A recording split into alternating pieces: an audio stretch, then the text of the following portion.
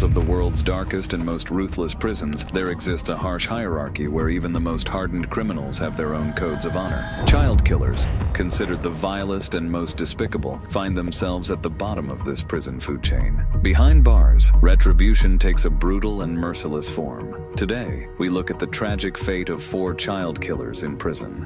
Liam Dean. Beginning with a 22-year-old killer, Liam Dean from Wakefield. He was found dead in his cell at HMP Leeds on the morning of November 12th. In 2018, he was jailed for murdering his 2-day-old daughter. After Luna's mother decided to leave her with Liam, she thought things were normal. Baby Luna was just 2 days old when she was left in the care of her father while her mum went to sleep. But Dean lost his temper during the night when the baby continued to cry. In a horrifying moment of lost control, he got really mad and hit Luna in the face, held her tight and shook her so hard she got really hurt in her brain, and unfortunately, the baby girl was killed and Liam Dean will be in jail forever. Just picture how small and helpless this little baby is. It's super scary. Dean was really surprised and tried to help himself, and told the baby's mom that she couldn't breathe well and had fallen and hit her head. After the ambulance rushed the baby to the hospital, the doctor sadly said that the baby girl had died because her head was really hurt. It was so bad that her brain was damaged a lot. And then, the police came. Dean felt so upset and admitted that he did something wrong during the attack when they asked him about it. Things changed completely when Liam Dean went to prison,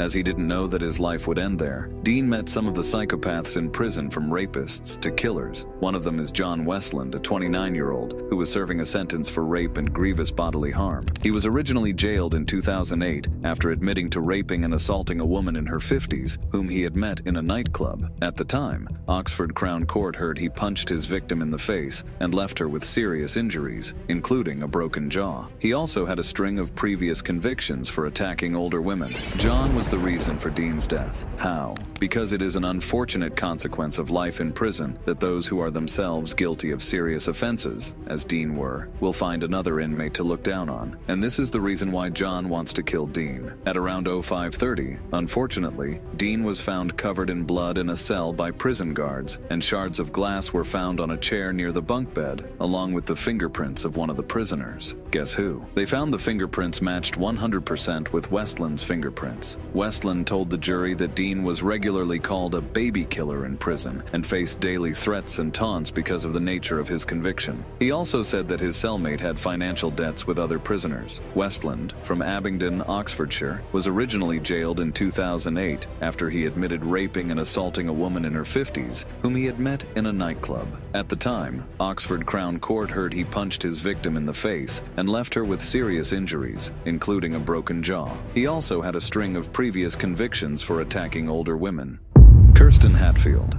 Anthony Palma was convicted for killing 8-year-old Kirsten Hatfield in 1997. He was sentenced to life in prison without parole. Palma faced a violent end in prison because of his terrible crime. In 1997, 8-year-old Kirsten Hatfield disappeared from her home. Anthony Palma, who lived nearby, was later found guilty of her murder. Even though he was sentenced to life in prison, Palma never told anyone where he hid Kirsten's body. This left her family hoping they could one day find her and give her a proper burial. Palma always said he was innocent and claimed he was at home the night Kirsten went missing. He stuck to this story from 1997 until 2015, but in 2015, DNA evidence found on Kirsten's bedroom window and her underwear linked Palma to the crime. This evidence led to his conviction for first-degree murder 2 years later. While serving his life sentence in an Oklahoma prison, Palma died just 13 months later. He was strangled and hit on the head by his cellmate, who was also a convicted murderer. The prison officials believed that Palma was targeted because he had harmed a child. Despite his death, the search for Kirsten's body continued. Palma's refusal to reveal where he hid her caused even more pain for her family. His own life ended in violence, adding a tragic twist to this heartbreaking story. Roy Whiting.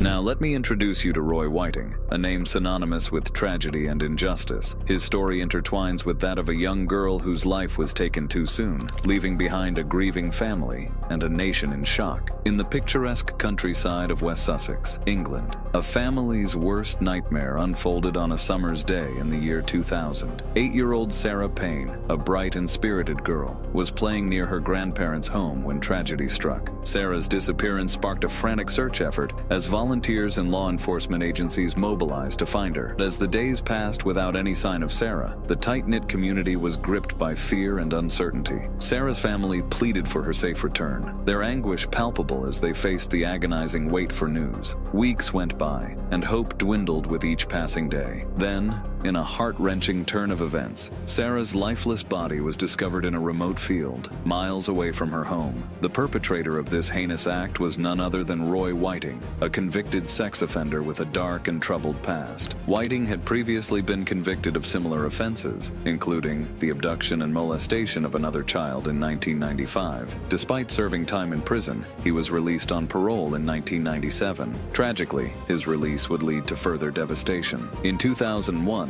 Roy Whiting was found guilty of the abduction and murder of Sarah Payne. He was sentenced to life imprisonment. The impact of Sarah Payne's case reverberated far beyond the courtroom. It sparked a national conversation about child safety and the monitoring of known sex offenders. In response to Sarah's tragic death, Sarah's Law was implemented, allowing parents to access information about individuals with a history of sex offenses who may pose a threat to their children. While Sarah's legacy lives on through these legislative changes, her story serves as a poignant reminder of the vulnerability of children and the importance of community vigilance. May her memory continue to inspire us to work toward a world where every child can grow up safe and protected from harm. Jennifer Berry.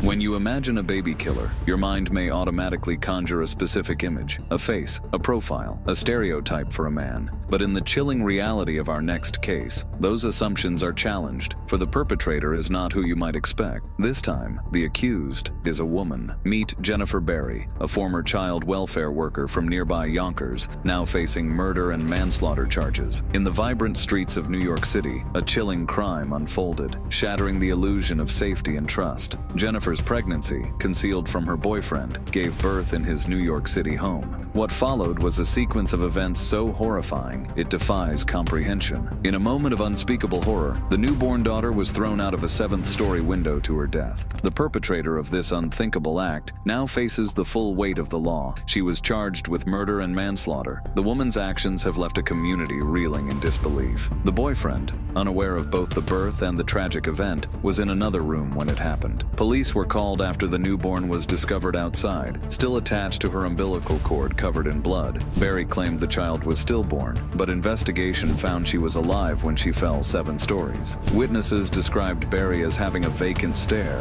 as if lost and disconnected from reality. Even her boyfriend, Giovanni Johnson, who had been with her for over a year, was unaware of her pregnancy, believing she had undergone an abortion. Berry initially denied her pregnancy, later claiming she gave birth in the shower, but the baby was not breathing. She eventually admitted to throwing the baby out of the window. Emergency services arrived, but tragically, the newborn was pronounced dead at the scene, so authorities are investigating the circumstances surrounding this devastating incident, including reviewing surveillance footage from the building.